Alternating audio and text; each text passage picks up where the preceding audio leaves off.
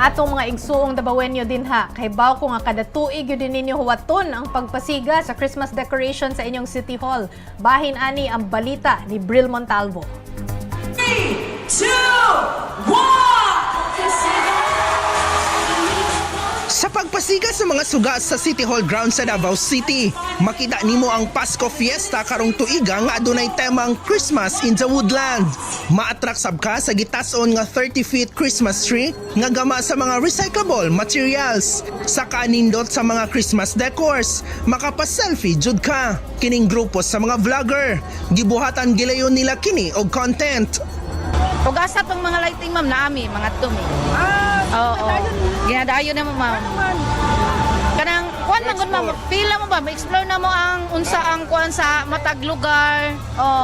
Unsa ang padagan sa ilang pag-lighting, unsa ang kabibo, ang ka-excited sa mga tao ma'am.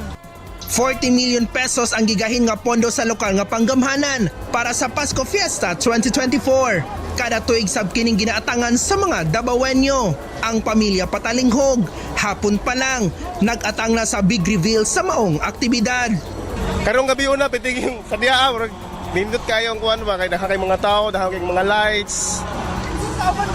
Ako ang pamilya. Wala man makatambong si Mayor Baste Duterte sa maong aktibidad. Apan ana kini gipadala nga mensahe para sa mga Dabawenyo.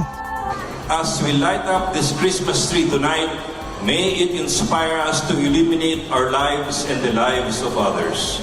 That even in the darkest times, light will always guide us to better days ahead.